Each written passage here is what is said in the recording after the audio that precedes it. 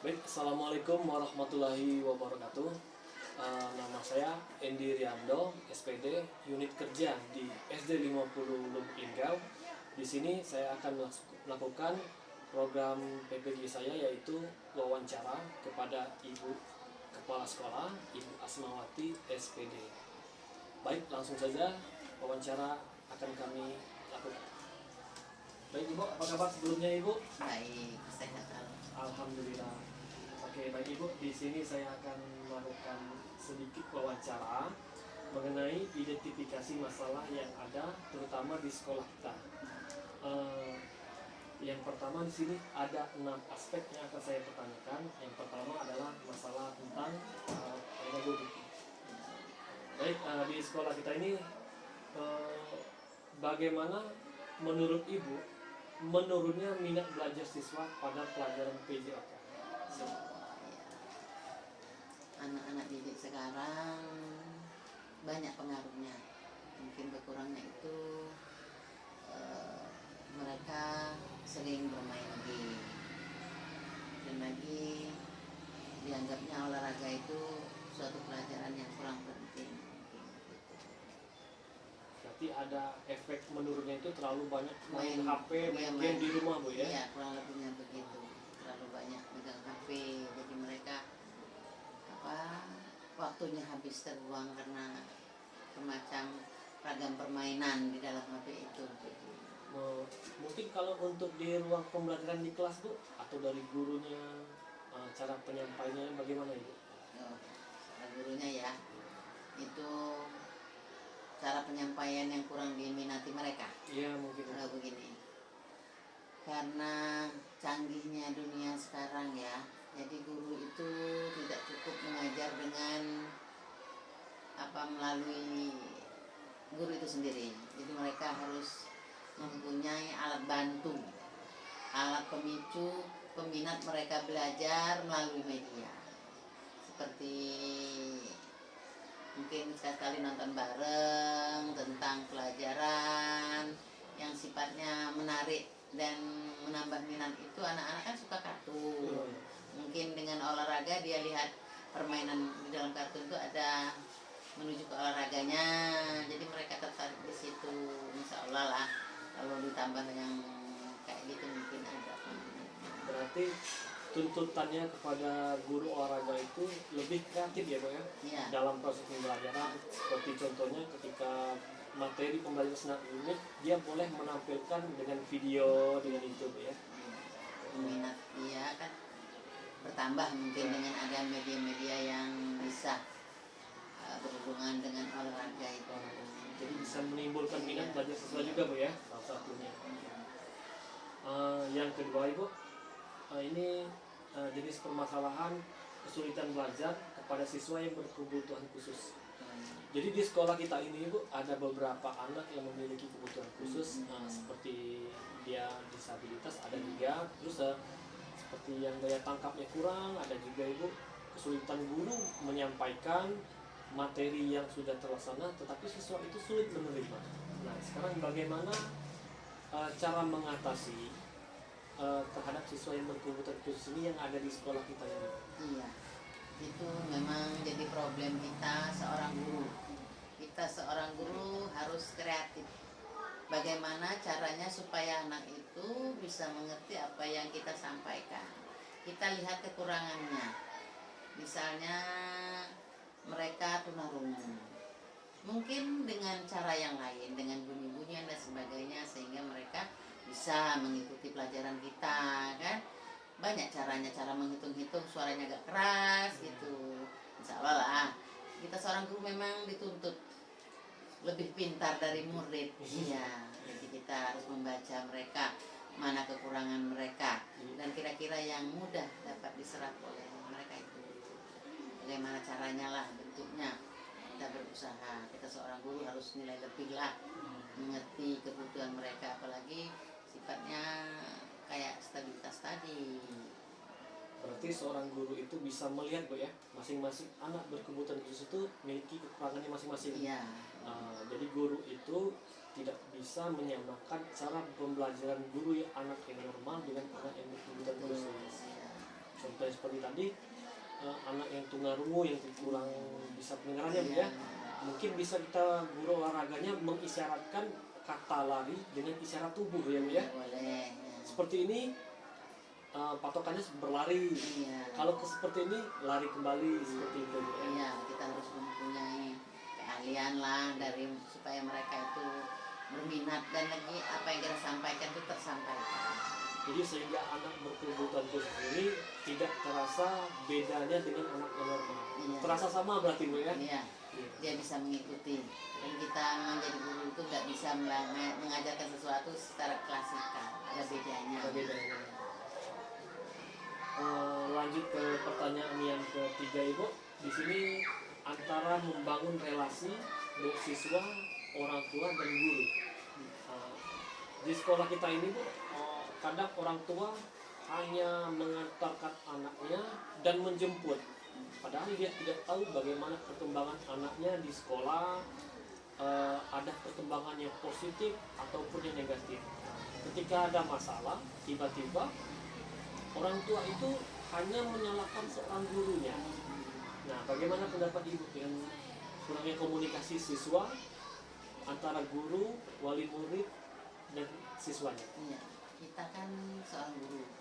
Sudah saya katakan tadi, seorang guru harus pandai membaca situasi. Apalagi kita menghadapi masyarakat. Masyarakat itu tidak sama cara penyampaian, cara pendapat, ya, cara mereka berinteraksi dengan kita. Jadi kita yang mengikuti alur mereka, maunya gimana. Tapi di samping itu kita baca, kita harus punya wibawa, begitu. Bukan mengikuti berarti kita gimana ya, bukan. Kita mempunyai kedisiplinan. Kita harus menyampaikan yang benar, gitu. Yang benar, yang mudah dimengerti oleh mereka. Berarti latar belakang wali siswa ini Tidak berbeda-beda Bu sama, ya? benar tidak sama. Dan Iya. juga kita seorang guru ini bisa jangan sampai terbawa latar belakang oleh mereka. Iya. Membedakannya guru harus ada wibawa, cara penyampaiannya, cara sebagai seorang guru. Iya, Gitu ya. kedisiplinan ditegakkan begitu, walaupun memang sulit untuk menyampaikannya. Nah, kalau di khusus pembelajaran PJOK ini Bu, terkadang alasan wali murid ada anaknya itu, Pak, anak kami ini tidak boleh capek, nanti cepat demam. Pak, kalau olahraga ini, padahal di materi olahraga itu Bu, tujuannya membuat anak itu sehat, berlatih fisik untuk meningkatkan kebugaran. Nah, bagaimana menyikapi kepada orang tua yang seperti itu? Mengulang saya mengatakan tadi lagi ya, seorang guru itu memang dituntut lebih jeli memperhatikan muridnya, ya. Kita perhatikan memang murid itu bermacam-macam, mungkin ada penyakit bawaan, mungkin karena lingkungannya yang tidak biasa bergerak lebih. Kalau memang dia ada penyakit bawaan, caranya kita ya harus jaga juga, jangan sampai terjadi sesuatu dengan dia. Nah, kalau yang pengaruh yang lain-lain itu, yang contoh yang malas, yang tidak boleh, yang itu kita kan menegakkan kedisiplinan, ya, mempunyai tingkatan pembelajaran dia. Jadi kita berusaha supaya bagaimana mereka mengerti, bisa mengikuti PJOK itu. Jadi apa yang disampaikan oleh wali murid tentang anaknya Iya, harus kita teliti dulu Bu ya. Kita teliti dulu Pak, benar itu. Benarkah anaknya mengidap ada Penyakit penyakit bawaan. bawaan, kita harus minta buktinya seperti keterangan dokter. Berarti anak ini kita khususkan Bu ya. Iya. Kita khususkan, oh tidak boleh capek. Kalau materi-materi yang lain mungkin bisa. Kan kita tahu tujuan kita memberi materi kepada anak, apalagi khususnya olahraga ini untuk kesehatan. Iya, gitu Ya ya. mungkin kita ngasih anak itu supaya tanpa Iya. sakit apa seperti itu Bu Kita ya. punya ukuran masing-masing. Masing-masing. Nah, untuk yang komunikasi ini Bu, apakah ada pembeda dari waktu kita pandemi kemarin dan waktu yang sekarang? Kita kan sudah masuk normal Bu ya. Apakah ada pembedanya atau masih tetap sama dengan pandemi kemarin? Yang jelas kita berbeda. Kenapa berbeda? Kita sudah lama tidak tatap muka. Iya, iya. Nah, daring. Dari Jadi ya kemampuan daring dengan tatap muka itu beda. Jadi kita perlahan-lahan menuju ke tatap muka ini tadi. Jadi kita tidak terlalu untuk memaksakan 100% dulu, karena mereka banyak istirahatnya kan. Jadi ya namanya budaya tadi, perlahan-lahan kita menuju dengan PTN yang sebenarnya. Tidak bisa dipaksakan secara langsung, secara cepat, tapi berangsur-angsur kita berusaha membedakan. Oh sekarang sudah PTN.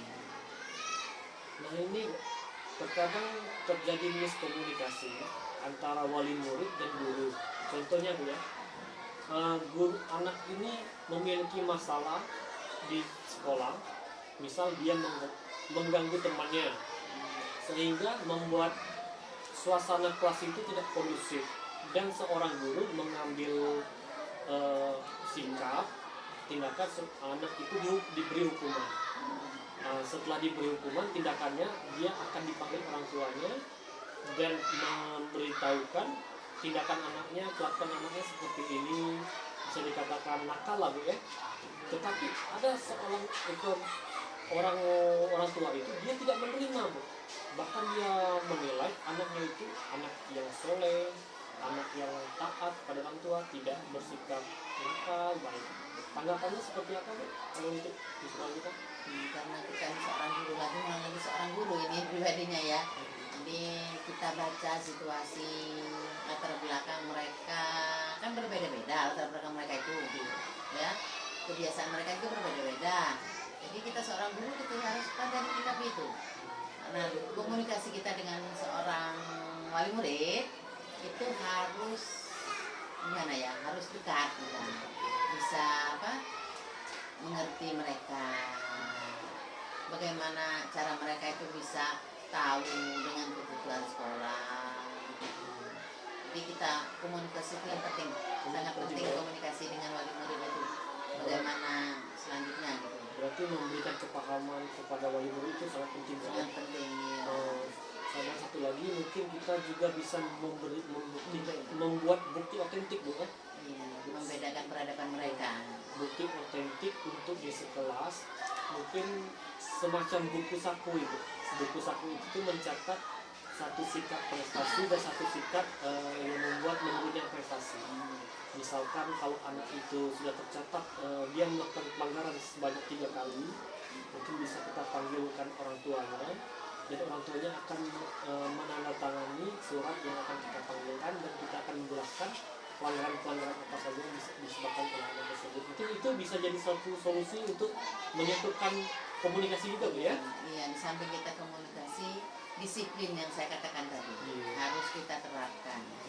Jadi komunikasi tetap, disiplin juga harus dilaksanakan, karena kalau tidak disiplin nanti anak-anaknya tuh bagaimana? Ya, jadi dia kita komunikasi dekat, disiplinnya harus ditingkatkan, dia mengerti apa bedanya di sekolah dan di rumah. Ya, peraturan lah, ada tertib lah. Semoga wali murid bisa menerima peraturan di sekolah Bu ya. Iya. Sehingga komunikasi antara guru, siswa dan orang tua Bisa nyatu. bisa nyatu. Ya. Lanjut ke pertanyaan keempat ya. Dari ini tentang pemanfaatan model-model pembelajaran yang inovatif. Kita tahu di sekolah kita ini guru itu memang dituntut untuk mengajar pelajaran yang inovatif dan kreatif ya. Nah masalahnya ada beberapa sarana dan prasarana untuk model pembelajaran yang belum maksimal yang diterima oleh guru, sehingga model pembelajaran yang inovatif kreatif itu kurang terlaksana itu. Bagaimana pendapat? Jadi inovatif itu supaya anak mengerti ke depannya tujuannya, gimana caranya mereka tuh mengerti dengan apa yang kita sampaikan. Kita harus membuat tidak jenuh mereka. Pertama ya, jadi mungkin membuat alat peraga, mungkin sekali-sekali nonton bareng yang sifatnya memicu minat untuk belajar.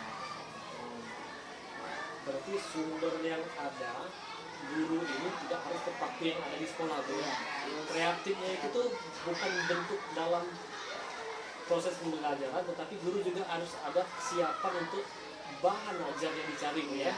Misal di internet, bisa mencari app di sana Bu, ya. Itulah yang saya katakan tadi, bermacam-macam cara, bermacam-macam alat peraga yang kita tampilkan supaya mereka berminat untuk belajar, tidak monoton saja dengan buku. Nah di sini Bu, kalau untuk pelajaran PJOK seperti tolak peluru, lempar lembing, itu kan alatnya kan mengacu kepada permainan dasar kalau SD Bu. Iya. Sedangkan di sekolah kita ini kan ada hanya beberapa alat, cuman ada bola seperti itu. Untuk menyikapinya seperti apa itu Bu? Untuk alat-alat yang kurang seperti itu Bu? Kita namanya di sekolah, itu dananya ada, walaupun sedikit, tetap kita usahakan nanti kita beli, kita adakan, walaupun mungkin tidak sesempurna yang mereka inginkan.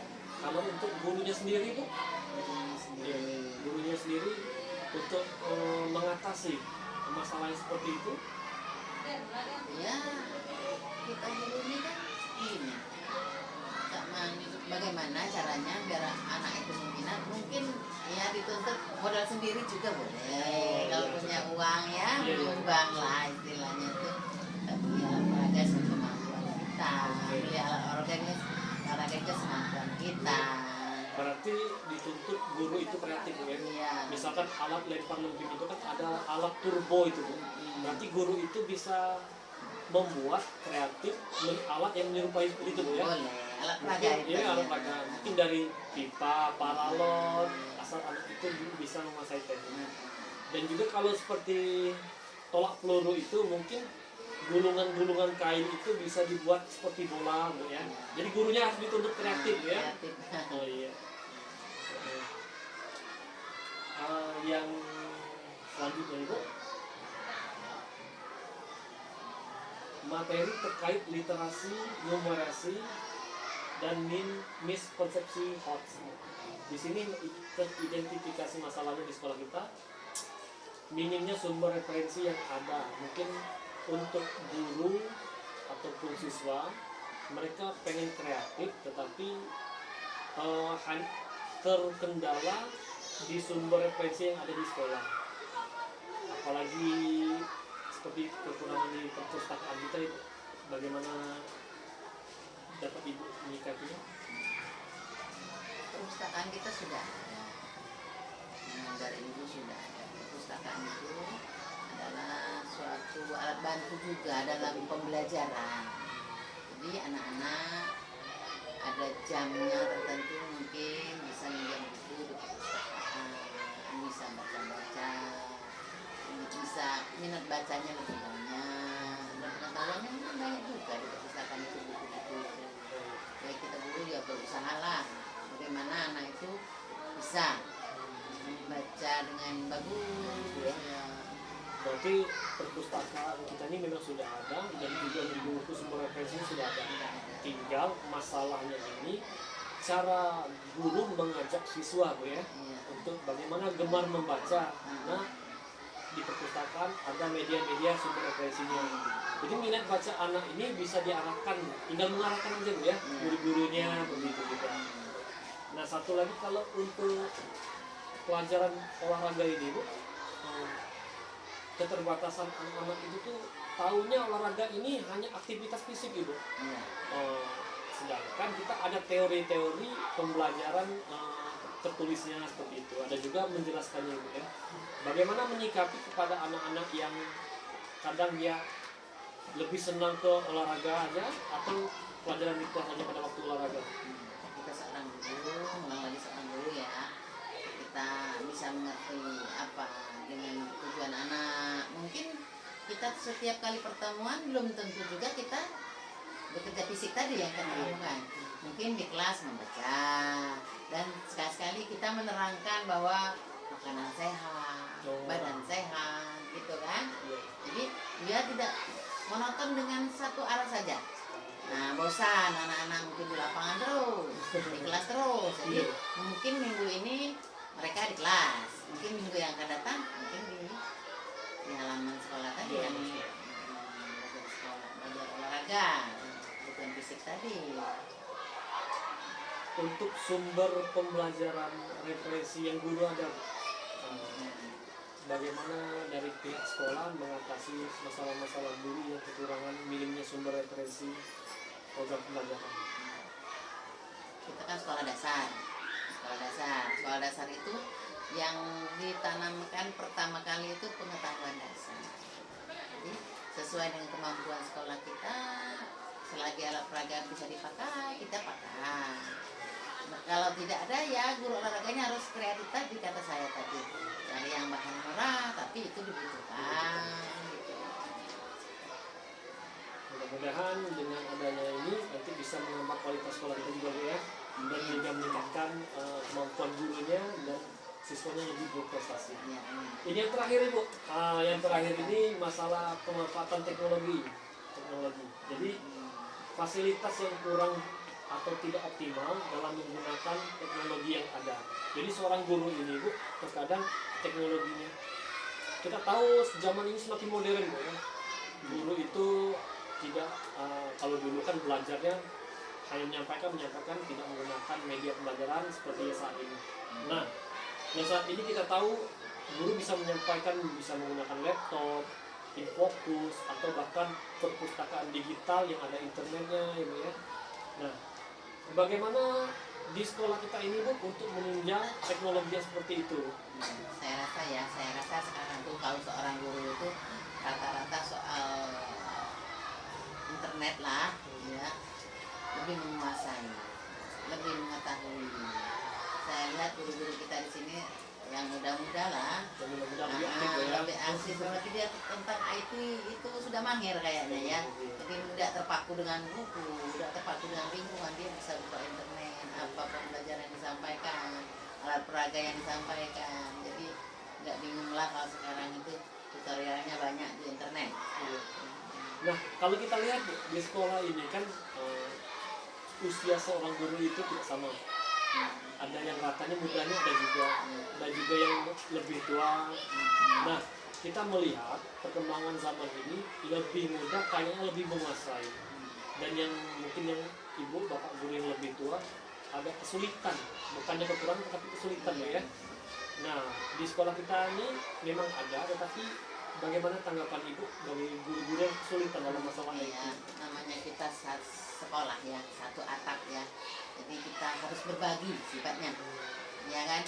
Mungkin ya guru-guru yang lama itu namanya zaman dulu kan tidak ada IT, jadi mereka kurang paham. Jadi kita kekeluargaan yang nggak ngerti tadi, yang ngajar yang ngerti juga harus rela hati, res legowo ngajar yang tidak ngerti lagi. Insya Allah lah sekolahan kita mungkin lebih nyaman dengan adanya berbagi ilmu. Berarti memang ada Bu ya masalah yang seperti itu kita lihat. Jadi intinya ibu mengajak kepada guru-guru yang mungkin lebih menguasai Bu ya, berbagi kepada guru yang merasa kesulitan dan bisa menyelesaikan masalahnya bersama-sama. Dan itu bisa menjadikan solusi Bu ya. Cuman ingat kalau berbagi itu kita ambil amal jariahnya Bu ya.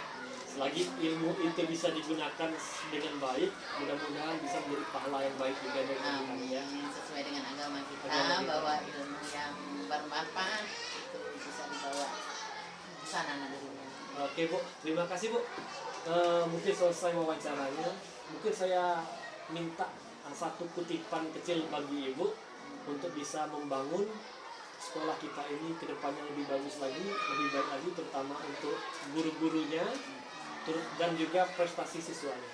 Ya, yang diutamakan kita kompak, komunikasi kita terjalin, silaturahminya bersama. Itu. Terima kasih ya Bu ya.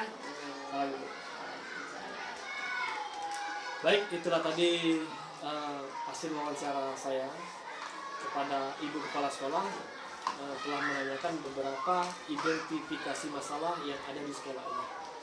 Untuk itu saja dari saya akhiri. Wassalamualaikum warahmatullahi wabarakatuh.